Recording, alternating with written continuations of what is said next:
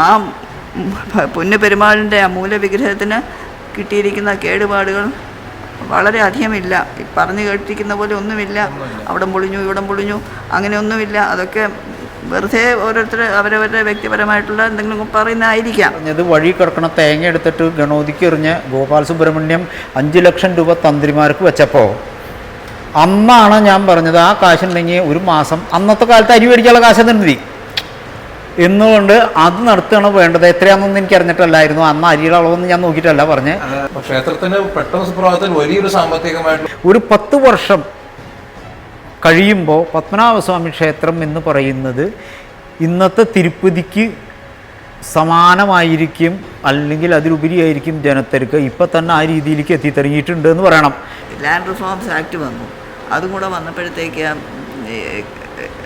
നെല്ല് കിട്ടാനായിട്ടുള്ള വൈഷമ്യം നല്ലവണ്ണം വന്നു തുടങ്ങി.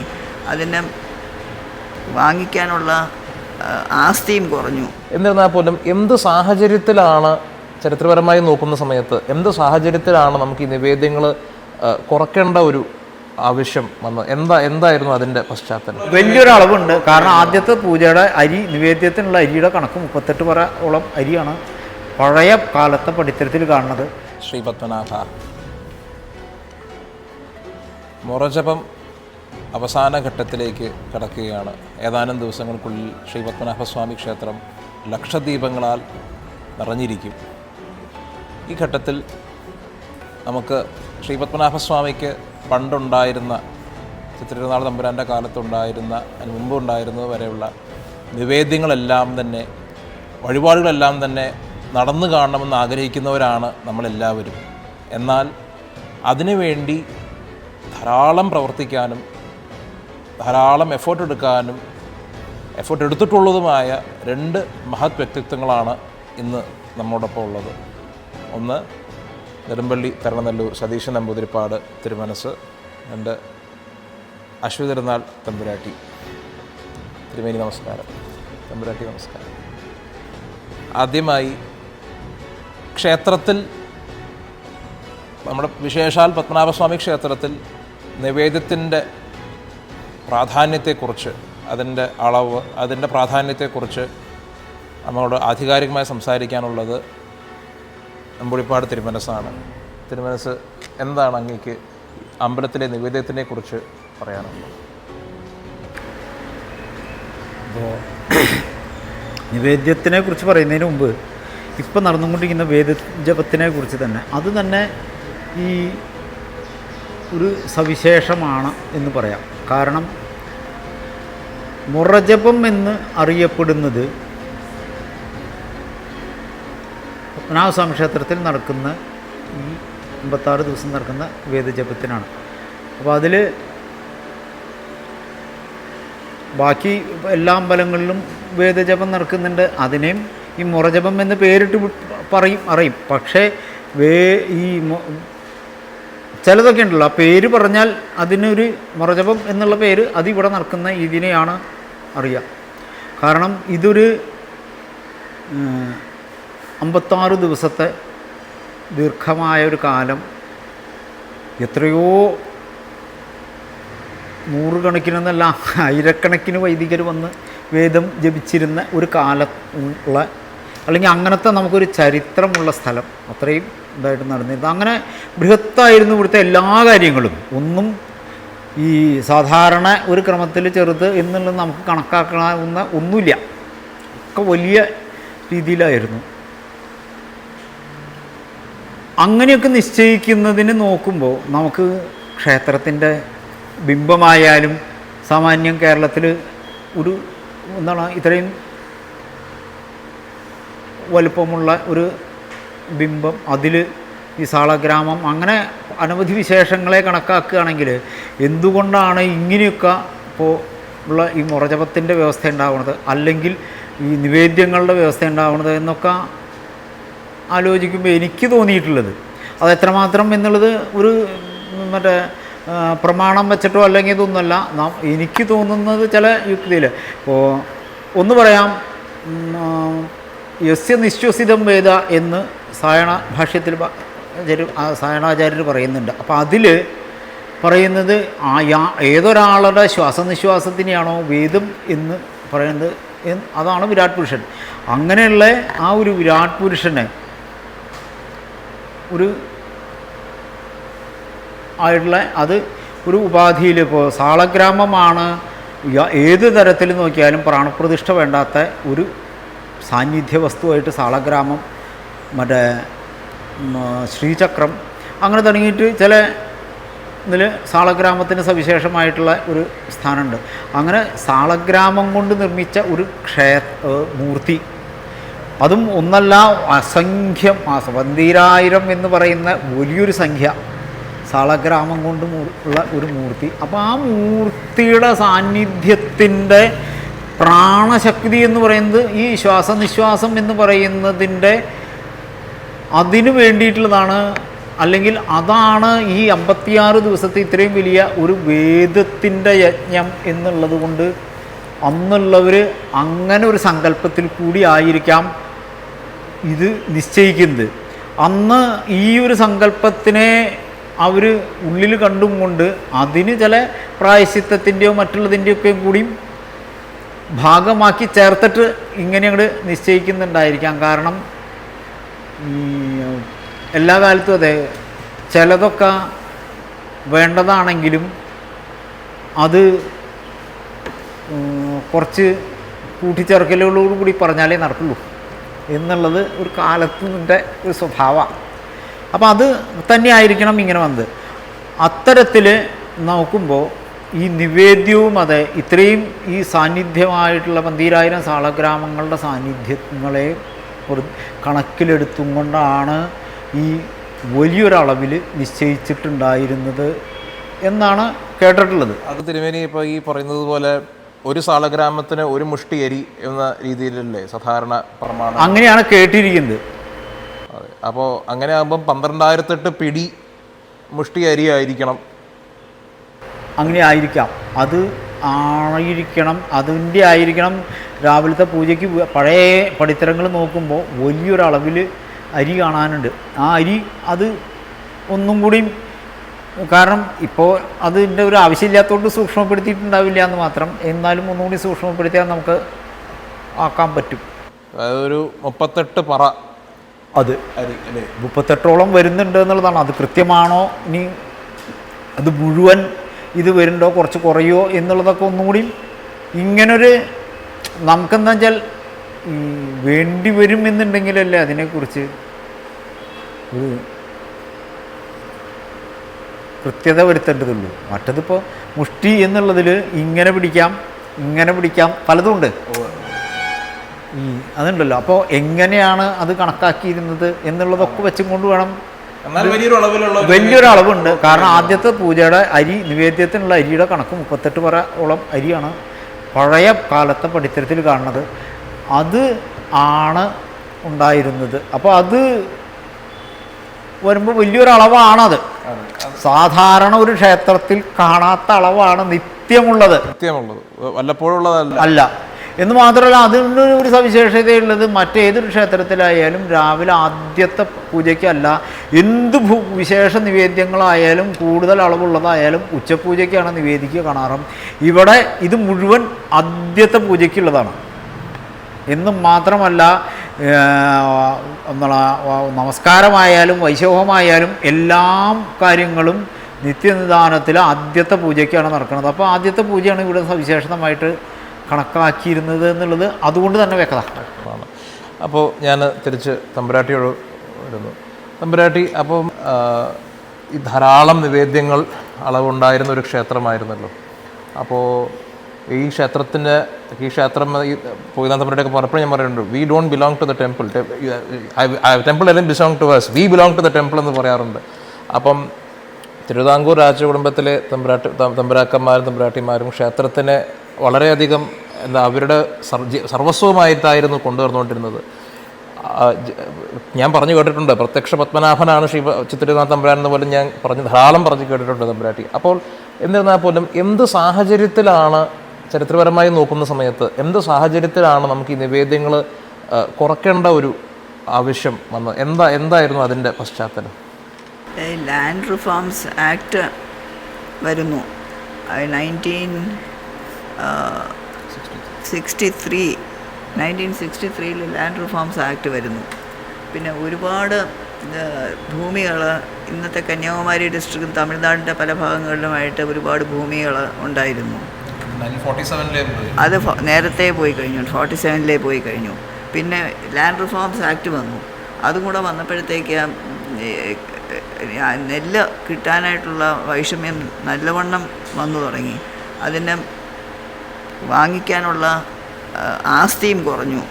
പല കാരണങ്ങൾ കൊണ്ടും പല പൊളിറ്റിക്കൽ ചേഞ്ചസ് പിന്നെ അടുപ്പിച്ചടുപ്പിച്ച് വരികയാണ് ഓരോ ചേഞ്ചസ്.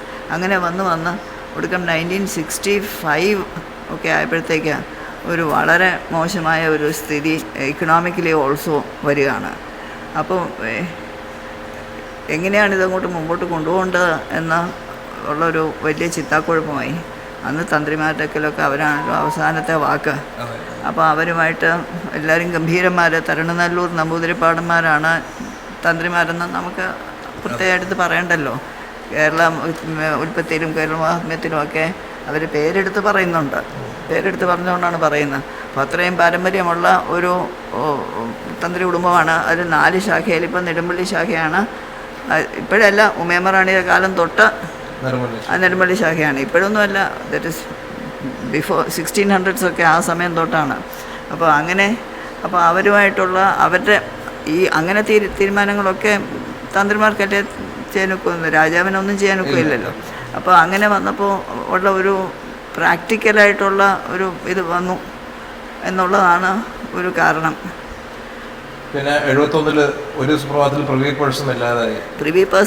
പ്രിവി പേഴ്സ് ഒരു സുപ്രഭാതം എന്നല്ലാതെ വരുന്നു എന്ന് കുറേ കാലമായിട്ട് അറിയാം. ഒരുപാട് കേസും സുപ്രീം കോടതി വരെ പോയി ഉള്ള കേസും ചർച്ചകളും ഒക്കെ കഴിഞ്ഞാണ് ഈ പ്രിവി പേഴ്സും പ്രിവിലേജസും പോകുന്നത്.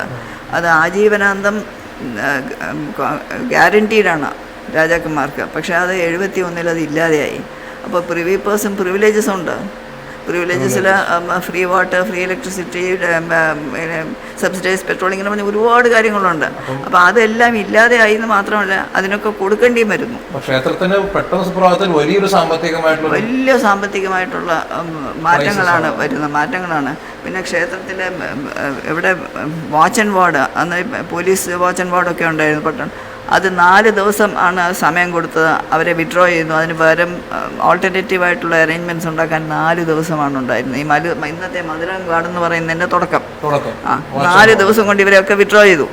അപ്പോൾ ആ രീതിയിൽ ഒക്കെ ഒരുപാട് വ്യത്യാസങ്ങൾ. കൊട്ടാരത്തിന് വേണമെങ്കിൽ അത് കണ്ടിന്യൂ ചെയ്യാം, പക്ഷേ ഒരു ക്ഷേത്രത്തിന് പറ്റൂല എന്ന് പറഞ്ഞു. അന്ന് ചിത്തിരനാൾ മഹാരാജാവാണ് പറഞ്ഞത്, അവിടെ ഇല്ലാത്തത് എനിക്ക് വേണ്ട എന്ന് അന്ന് പറഞ്ഞു. അപ്പോൾ അപ്പോൾ ആ രീതിയിൽ ഒരുപാട് മാറ്റങ്ങൾ വേണ്ടി വന്നു. പക്ഷേ ഓരോ മാറ്റം വരുമ്പോഴും, ഓരോ കുറവ് വരുമ്പോഴും, തിരുമനസിൻ്റെ കാര്യം എനിക്കറിയാം, അത് വലിയ വേദനയായിരുന്നു. ഹൃദയത്തിൽ തറയ്ക്കുന്ന വേദനയായിരുന്നു.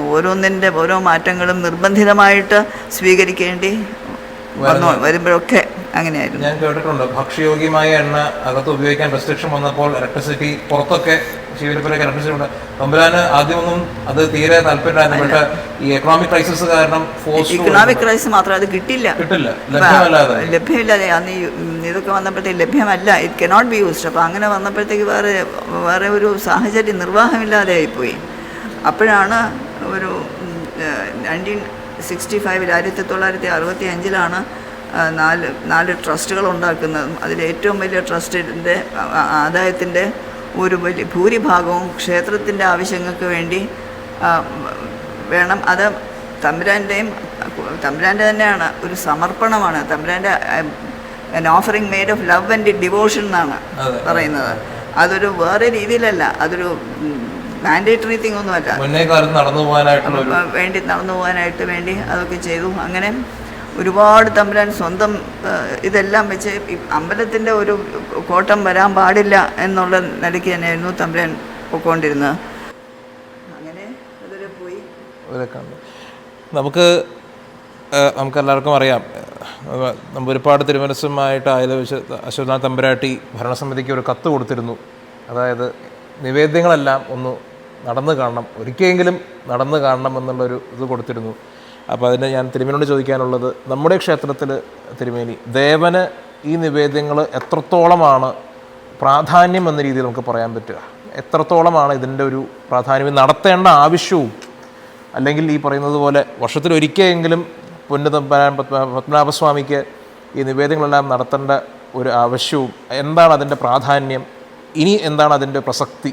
ചിലതൊക്കെ നമുക്ക് ഈ പറഞ്ഞ പോലെ ചിന്തിച്ചാൽ ചില, അല്ലെങ്കിൽ ഞാൻ ചില ആലോചിച്ചിട്ട് എനിക്ക് തോന്നിയിട്ടുള്ള ചില,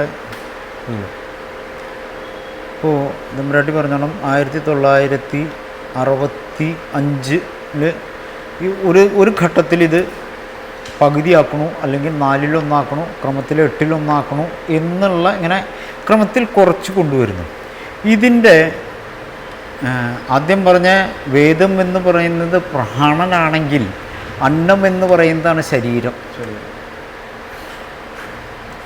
ഞാൻ ഈ ഒരു ഇത് ഇങ്ങനെ അവിടെ പണ്ടുണ്ടായിരുന്ന നിവേദ്യക്രമം പുനഃസ്ഥാപിക്കേണ്ടതാണ് എന്ന് ആദ്യം പറഞ്ഞത് വഴി കിടക്കണ തേങ്ങ എടുത്തിട്ട് ഗണോദിക്ക് എറിഞ്ഞ് ഗോപാൽ സുബ്രഹ്മണ്യം 5 ലക്ഷം രൂപ തന്ത്രിമാർക്ക് വെച്ചപ്പോൾ അന്നാണ് ഞാൻ പറഞ്ഞത് ആ കാശുണ്ടെങ്കിൽ ഒരു മാസം, അന്നത്തെ കാലത്ത് അരി മേടിക്കാനുള്ള കാശ് നിർത്തി എന്നുകൊണ്ട് അത് നടത്തുകയാണ് വേണ്ടത്. എത്രയാണെന്നൊന്നും എനിക്ക് അറിഞ്ഞിട്ടല്ലായിരുന്നു, അന്ന് അരിയുടെ അളവൊന്നും ഞാൻ നോക്കിയിട്ടല്ല പറഞ്ഞേ. ഞാൻ പറഞ്ഞു ഇത് ഈ ഒരു വന്നിട്ട് തന്ത്രിക്ക് 5 ലക്ഷം രൂപ തരാമെന്ന് പറഞ്ഞു. അതെ, തിരുമേനി പറഞ്ഞു അരി മേടിച്ചത് അല്ല, അതാണ് ചെയ്യാനുള്ള വഴിയുണ്ട്. മറ്റത് അയാൾക്ക് നഷ്ടമൊന്നുമില്ല, മറ്റേ ഇവിടുന്ന് കാശെടുത്ത് തന്ത്രിക്ക് കൊടുത്തോളൂ എന്ന് പറഞ്ഞു പോകാനായിട്ട്. അതിന് പ്രത്യേകിച്ച് ചിലവൊന്നുമില്ലല്ലോ, കയ്യിൽ നിന്ന് എടുത്ത് തരണതല്ലാത്തതുകൊണ്ട് എനിക്ക് ധൈര്യമായിട്ട് പറയാം എന്നുള്ളതുകൊണ്ട് ഞാനും അതുകൊണ്ട് തന്നെയാണ് ഇവിടുന്ന് എടുത്ത് ചെയ്യേണ്ടത് ഇതാണ് എന്ന് എനിക്ക് പറയാണ്ട് ഞാനത് പറഞ്ഞു. അന്ന് മുതലാണ് ഈ വിഷയത്തിൽ എൻ്റേതായ ഒരു ചിന്ത പോയേക്കണത്. ശരി, സത്യത്തിൽ അന്നമാണ് ശരീരം. അങ്ങനെ നോക്കിയാൽ ഏകദേശം എത്രയോ വർഷം മുമ്പ് മുതൽ ഈ ശരീരത്തിന് കേടാണല്ലോ പറയണത്. നിരന്തരം നമ്മൾ മറ്റേ എന്താണ് ചെയ്തു വയ്ക്കും, അത് കഴിഞ്ഞാൽ വേറൊരു ഭാഗത്തോ എന്തെങ്കിലും ഇങ്ങനെ അതൊരു തീരണം.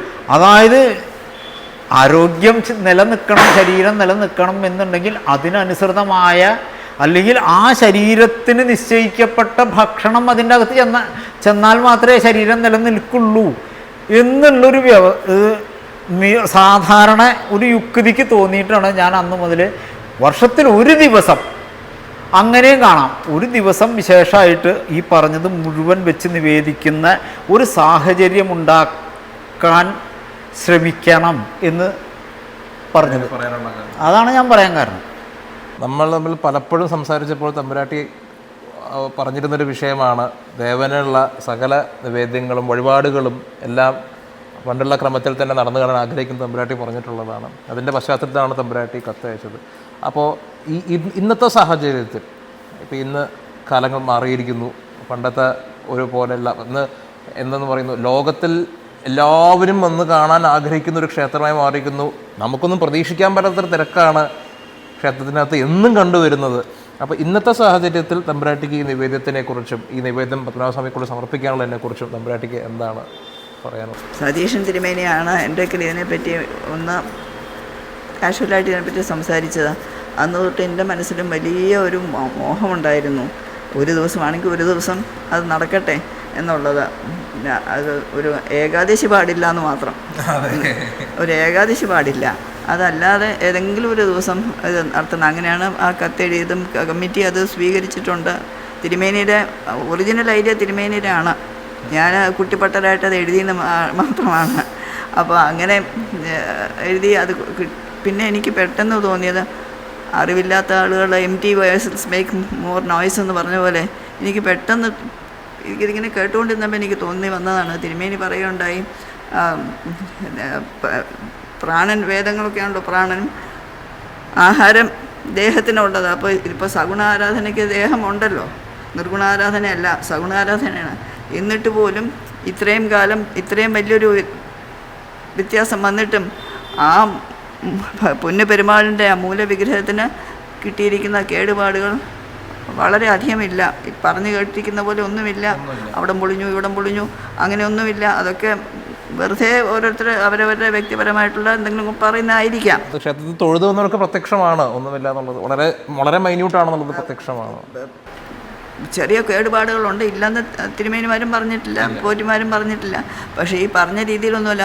പക്ഷേ അതാണ്, എന്നിട്ടും ഇത്രയും കാലം ഇത്രയും അന്നത്തിൻ്റെ അളവ് കുറഞ്ഞിട്ടും ആ സഗുണ ദേവനുള്ള ഭക്ഷണത്തിൻ്റെ കുറവ് വന്നിട്ടും ഇത്രേ വന്നിട്ടുള്ളൂ. അപ്പോൾ സ്വാമി പിന്നെയും കാണിക്കുകയാണ്, ഞാൻ പരബ്രഹ്മമാണ്, പരമ്പൊരുളാണ്, എന്നെ ഇതുകൊണ്ടൊന്നും തൊടാൻ പറ്റുകയില്ല. അതിൻ്റെ അർത്ഥം ഒന്നും ചെയ്യാൻ പാടില്ലെന്നല്ല, ചെയ്യണം. പക്ഷേ ഇതിനെ അതിജീവിച്ചുള്ള ആ ശക്തി പിന്നെയും എടുത്തു കാണിക്കുകയാണ്. പരബ്രഹ്മ സ്വരൂപമായിരിക്കുന്ന എനിക്ക് ഇതിനൊക്കെ ഉപരിയാണ്. പക്ഷേ സഗുണ ആരാധന വരുമ്പോൾ നമ്മൾ ചെയ്യേണ്ടതാണ്. തീർച്ചയായിട്ടും വലിയൊരു സന്തോഷമാണ്. ഒരു ദിവസം തിരുമേനി തന്നെ പറഞ്ഞു, ഒരു അമ്പലം അടച്ചിട്ടിട്ട് ഒരു ദിവസം തുറന്ന് നിവേദിക്കുന്ന ക്ഷേത്രങ്ങളൊക്കെ ഉണ്ട്. അപ്പോൾ ഇതിനോട് ചില അംഗീകാരങ്ങൾ കാണും. അതൊക്കെ തിരുമേനിക്ക് അറിയാമെന്നുള്ളതൊക്കെ നമുക്കൊന്നും അറിഞ്ഞുകൂടല്ലോ. അപ്പോൾ തിരുമേനിക്ക് അതെല്ലാം അറിയാം. അപ്പോൾ അതനുസരിച്ച് കൊല്ലത്തിലൊരു ദിവസം എന്ന് പറഞ്ഞാൽ കൊല്ലത്തിലൊരു ദിവസം, അത് ഒറ്റ ആഗ്രഹമേ ഉള്ളൂ.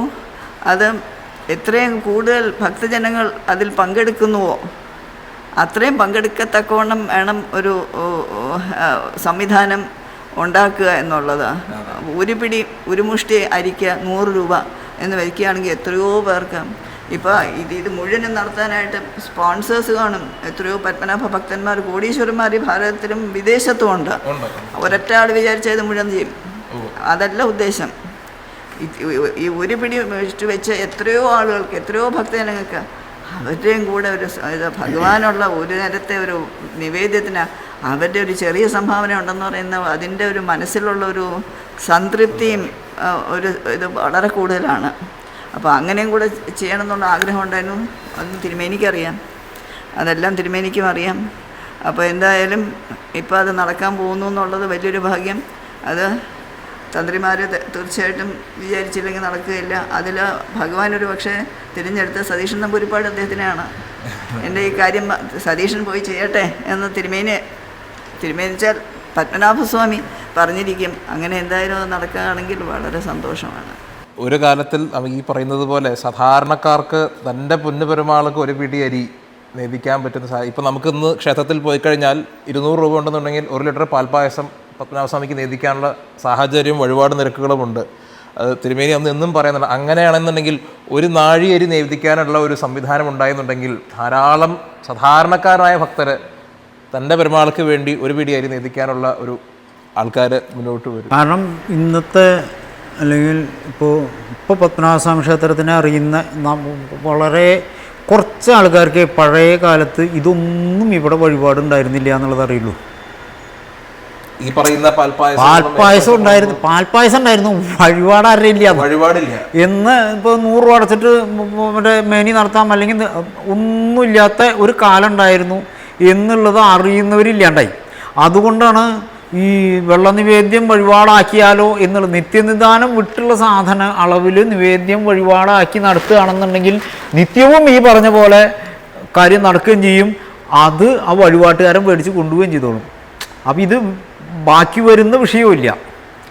കാരണം എപ്പോഴും പറയുന്ന ഒരു കാര്യമാണ്, അന്നം ബാക്കിയാക്കേണ്ട വിഷയം വരുന്നില്ല. പക്ഷേ ഇതൊക്കെ കൃത്യമായിട്ട് ആസൂത്രണം ചെയ്ത് നടപ്പിലാക്കിയാൽ നന്നായിട്ട് നടക്കും. ഇപ്പോഴത്തെ ഒരവസ്ഥയിൽ ഒരു 10 വർഷം കഴിയുമ്പോൾ പത്മനാഭസ്വാമി ക്ഷേത്രം എന്ന് പറയുന്നത് ഇന്നത്തെ തിരുപ്പതിക്ക് സമാനമായിരിക്കും, അല്ലെങ്കിൽ അതിലുപരിയായിരിക്കും ജനത്തിരക്ക്. ഇപ്പം തന്നെ ആ രീതിയിലേക്ക് എത്തിത്തുടങ്ങിയിട്ടുണ്ട് എന്ന് പറയണം. ഇത് ഇത്രയും വലിയൊരു സ്ഥലത്തിൻ്റെ ഉള്ളിൽ ഇപ്പോൾ അറിയണില്ല എന്ന് മാത്രമേ ഉള്ളൂ. പക്ഷേ ഇപ്പോൾ പുറത്തും നിറച്ചായി തുടങ്ങിയതുകൊണ്ട് ആൾക്കാരെ അറിഞ്ഞു തുടങ്ങി. അപ്പോൾ ഇതിന് കൃത്യമായിട്ടുള്ള ആസൂത്രണങ്ങൾ ചെയ്ത് കാര്യങ്ങൾ മുന്നോട്ട് കൊണ്ടുപോകുക എന്നുള്ളതും കൂടി വേണ്ടി വരുന്നർത്ഥം. അപ്പോൾ എത്ര നിവേദ്യം വെച്ചാലും ചിലവാകാതെ വരില്ല എന്നാണ് എൻ്റെ, അല്ലെങ്കിൽ അത് കൂടി ഒരാവശ്യമായി വരുന്നുണ്ടായിരിക്കും. മാത്രവുമല്ല ഒരു അടുത്ത കാലം എന്ന് വെച്ചാൽ ഒരു 1960s കറക്റ്റ് ഡേറ്റ് എൻ്റെ കയ്യിലുണ്ട്. ആദ്യത്തെ തുലാഭാരം നടത്തിയത് വെളിയിൽ നിന്നുള്ള പബ്ലിക്കിൻ്റെ ഒരു ഹരിഹരയ്യർ എന്ന് പറഞ്ഞ അദ്ദേഹത്തിൻ്റെ മകനാണ് ആദ്യത്തെ തുലാഭാരം നടത്തിയിരിക്കുന്നത്. അപ്പോൾ അത് 19 ഡേറ്റ് ഉണ്ട്, ഓർക്കുന്നില്ല, ഇയറുണ്ട്, 1960s ഒക്കെയാണ്. അപ്പോൾ അതുവരെ ഈ വെളിയിൽ നിന്നുള്ള വഴിപാടുകൾ അത്ര അധികം അമ്പലത്തിലില്ലായിരുന്നു. തിരുമേനി ഇപ്പോൾ പറഞ്ഞില്ലേ, അതുപോലെ it was not even encourage. അങ്ങനെ അതിൻ്റെ ആവശ്യമില്ല, എല്ലാം നടത്തിക്കൊണ്ട്. അപ്പോൾ തൊട്ട് പിന്നെയാണ് ഈ പബ്ലിക്കിൻ്റെ അടുക്കുന്ന വഴിപാടുകൾ സ്വീകരിക്കാൻ തുടങ്ങിയതൊക്കെ താരതമ്യേന അടുത്ത കാലത്താണ്. ചിലരൊക്കെ ചെയ്തിട്ടുണ്ട്, ഇല്ലയെന്ന് പറയാൻ ഒക്കില്ല. പക്ഷേ അതിന് പഴയ കാലത്തെ ക്ഷേത്ര നിയമത്തിൽ തന്നെ വഴിപാട് ഒരു ദിവസത്തെ 2 ലിറ്റർ പാൽപ്പായസം കഴിക്കുക എന്നുള്ളൊരു നിയമമില്ല. കാരണം പറയുക തന്നെ ഒരാൾ ഒരു തിരി ഇപ്പോൾ 2 തിരി കത്തി നിൽക്കുന്ന വിളക്കിൽ അത് 5 തിരി ആക്കണം, അല്ലെങ്കിൽ 1 തിരി കത്തുന്നത് 2ാമത്തെ തിരി ആക്കണം എന്നുണ്ടെങ്കിൽ ആ 2ാമതൊരു തിരി കത്തുമ്പോൾ ഒരു ദിവസം അത് കത്താൻ എത്ര എണ്ണ വരുന്നുണ്ടെന്ന് വെച്ച് കഴിഞ്ഞാൽ അത്രയും എണ്ണ 365 ദിവസത്തേക്ക് എന്നുള്ളതല്ല, 365 ദിവസവും ആ എണ്ണ ഒഴുക്കി വേണ്ടി വരുന്നതായ ചെലവിനുള്ള ഭൂമിയോ വസ്തുവോ എൻഡോമെൻ്റായി വെച്ചിട്ടാണ് ഈ ഒരു തിരി 2ാമത് കത്തിക്കുന്നത്. അല്ലാതെ കൊണ്ട് പോണ വഴിക്ക് ഒരു പാൽപ്പായസം കഴിച്ച് കുട്ടിയുടെ പിറന്നാൾക്ക് ഇന്ന് വീട്ടിലെല്ലാവർക്കും വിളമ്പാമെന്ന ചിന്ത പിന്നീട് ഈ പറഞ്ഞ പോലെ ക്ഷേത്രങ്ങളിലെ വസ്തുക്കളില്ലാതെ കണ്ടായതിനു ശേഷം വന്നിട്ടുള്ള ഒരർത്ഥത്തിൽ നോക്കിയാൽ നമ്മളുടെയൊക്കെ ഗതികേടാണ് എന്ന് തന്നെ പറയേണ്ടി വരും ഈ വഴിപാടായിട്ട് സ്വീകരിച്ച് ക്ഷേത്രങ്ങൾ നടത്തേണ്ടി വരുന്നത് എന്ന് തന്നെയാണ് ഒരു അർത്ഥത്തിൽ പറയേണ്ടത്. ആ അർത്ഥത്തിൽ പക്ഷേ അതുകൊണ്ടാണ് ഇന്ന് ഈ ക്ഷേത്രങ്ങളും ഈ വഴിപാടുകളെ കൊണ്ട് അങ്ങനൊരു നിയമമുണ്ടാക്കി മാറ്റി എഴുതിയപ്പോഴാണ് ഈ ക്ഷേത്രങ്ങൾ ഇന്ന് ഇതുപോലെ നടന്നു പോകുന്നത്. അല്ലായിരുന്നു വെച്ച് കഴിഞ്ഞാൽ പണ്ടേ പൂട്ടി പോകുന്ന അവസ്ഥ ഉണ്ടായിരുന്നു. രണ്ടും ഒരേപോലെയാണ്. ക്ഷേത്രത്തിൻ്റെ ആ നിയമം വെച്ച് നോക്കുമ്പോൾ, അന്നത്തെ നിയമം വെച്ച് നോക്കുമ്പോൾ വഴിപാട് എന്നുള്ളത് ആ ദേവൻ്റെ ഗതികേടായിട്ട് മാറുണ്ടാവും. പക്ഷേ അങ്ങനെ ഒരു വഴിപാട് സൃഷ്ടിച്ചത് കൊണ്ടാണ് ഇന്ന് ഇങ്ങനെ ക്ഷേത്രം നിലനിന്ന് പോകുന്നത് എന്നുള്ള ഏത് ക്ഷേത്രമായാലും നിലനിൽക്കുന്നത്. കാരണം 10 കൊല്ലമായിട്ടുള്ളൂ ഇവിടുത്തെ, അല്ലെങ്കിൽ 10 20 കൊല്ലത്തിന് താഴെയായിട്ടുള്ളൂ ഇവിടെ ഈ ഉത്സവത്തിൻ്റെ ശിവേലികൾ മറ്റുള്ള പലതും വഴിപാടുകളാക്കിയിട്ട്. എന്തുതന്നെ ആയാലും എത്രയും പെട്ടെന്ന് തന്നെ ശ്രീപത്മനാഭസ്വാമിക്ക് പഴയ കാലത്തുണ്ടായിരുന്ന സകല നിവേദ്യങ്ങളും സകല ആരാധനകളും എല്ലാം തന്നെ പൂർവാധികം ഭംഗിയായിട്ട് നടക്കണം. എല്ലാ പബ്ലിക് പാർട്ടിസിപ്പേഷനിലോടു കൂടിയും എല്ലാ ആൾക്കാരും പങ്കെടുത്തുകൊണ്ട് തന്നെ നടക്കണമെന്ന് നമുക്ക് പ്രാർത്ഥിക്കാം. നമസ്കാരം.